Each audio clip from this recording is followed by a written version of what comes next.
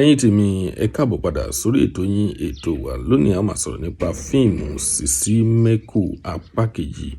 Tí ẹ ò bá ti wo fíìmù SISI MECHO ẹ gbìyànjú láti lọ wo Mercy AIGBE TV olóṣù rẹ̀ ní orí YouTube. Ẹ̀yin tèmi ẹ gbìyànjú láti lọ wo fíìmù yìí torí wípé fíìmù yìí ó dùn ó nárin fíìmù tí ẹ máa nífẹ̀ẹ́ sí ni fíìmù tí ó jẹ́ wípé ó ń panilẹ́rìn ní àwọn òṣèré jàǹkànjàǹkàn ni wọ́n kópa nínú fíìmù bíi ẹ̀bùn olóyèdè tí a mọ̀ sí ọláìyá igwe àwọn Odunlade Adekola àwọn òkúnnù ẹ ti rí pé àwọn kálíbà àwọn tí ó máa ń pààyàn lẹ́rìn àwọn ni ó wà nínú fíìmù yìí. Tí ò bá ti wò ẹ gbìyànjú láti lọ wò. Ẹ̀yin tèmi tí ó bá jẹ́ ìgbà àkọ́kọ́ tí ẹ ń wo fídíò wa nìyí tàbí ẹ ń bá fídíò àpàdé fún ìgbà àkọ́kọ́ ẹ jọ̀wọ́ ẹ tẹ subscribe button láti máa rí púpọ̀ lára àwọn fídíò wa wò. Ojú tí ẹ fi ń wò wá kò ní fọ́, ètò tí ẹ fi ń gbọ́ wa kò ní di láṣẹ Èdùmàrè. Fíìmù SISI MECHO apá kejì òun ni a fẹ́ sọ̀rọ̀ nípa rẹ̀ lénìí.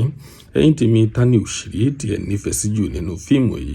Ṣé ẹ̀bùn olóyèdè lẹ nífẹ̀ẹ́ sí jù ni? Ṣé Mercy AIGBE fúnra rẹ̀ òun lẹ nífẹ̀ẹ́ sí jù? Ṣé òkúnnù lẹ nífẹ̀ẹ́ sí jù tàbí Odunlade Adekola òun lẹ nífẹ̀ẹ́ sí jù? Àwọn òṣèré jàǹkànjàǹkàn ni wọ́n kópa nínú fíìmù yìí.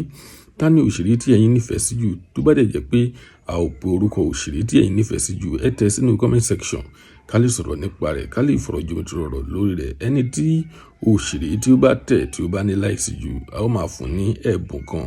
Ẹ̀yin tèmi ẹ lọ tẹ̀ síbẹ̀. Tí ó bá jẹ́ ìgbà àkọ́kọ́ tí ẹ ń wo fídíò wa nìyí tàbí ń bá fídíò àpàdé fún ìgbà àkọ́kọ́ ẹ jọ̀wọ́ ẹ tẹ subscribe button. Ire lójú gbogbo ọmọ àríwó tún dọjọ́ mi ọjọ́ rẹ̀ ó dìgbà.